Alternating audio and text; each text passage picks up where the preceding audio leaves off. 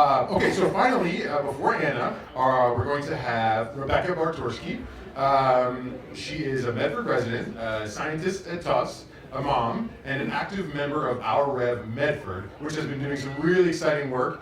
They worked with the community to develop a people's platform for Medford last year, and they elected a slate of awesome progressives to the city council and school committee. So they're making a change happen in Medford, and Rebecca's going to tell us a little bit about her excitement for this new chapter of progressive organizing in Medford. Yeah!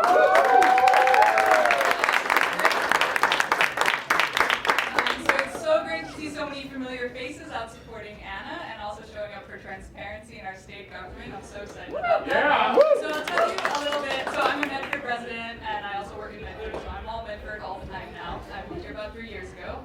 So I'll tell you a little bit how the group that I'm part of, which is Our Revolution Medford, used a training that Anna developed called the Incorruptibles to develop something of our own, which is called the People's Platform. And how, based on that platform, we built a movement which was able to take, as Jared said, all the open seats in the city council and school committee in our city, which is really exciting. The Incorruptibles training, there are a series of self-guided workshops which we held over the course of about 2 months.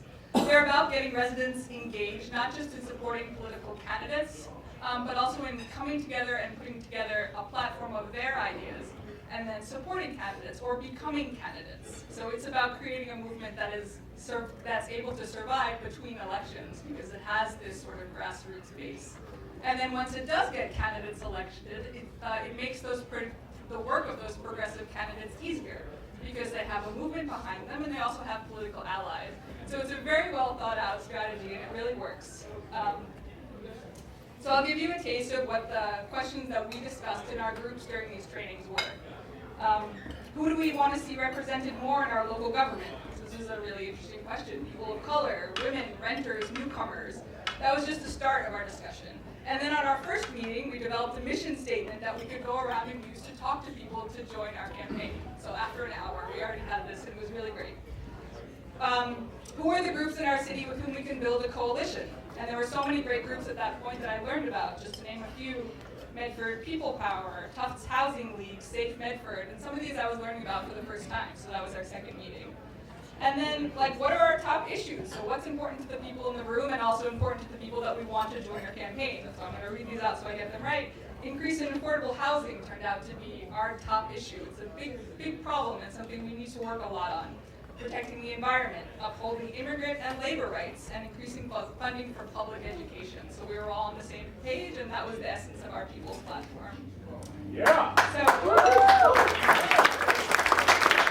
the end of that, at the end of these trainings, the people in our group, and actually this was not me, it was people like Jess and Charlotte and Zach and all of these people who you might know, they wrote up a document which is called the People's Platform. They have all these bold ideas explained, why they're important to members of our community and to us, and they got people to sign on. We got residents and community members and candidates and elected officials, and there were a whole lot of them who were excited about it.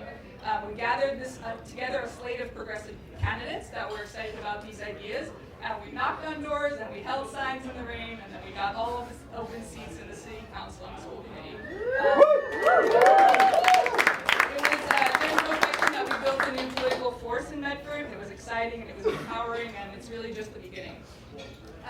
So the foundation we built during those Incorruptibles trainings, I think, had a lot to do with our success and why we were able to sustain the movement beyond the election. And someone like Anna, who's really taken the time to sit down and think through that process, what gets people out, what gets people interested, what makes people feel like their voices are heard, like they could one day, run for office or get up like this in front of a room full of strangers and talk about what's important to them. That's not something a lot of our representatives have thought through, and that's really, I think, what we need in the State House right now. So I'm so excited to support Anna. I know she'll do a great job, and thank you all.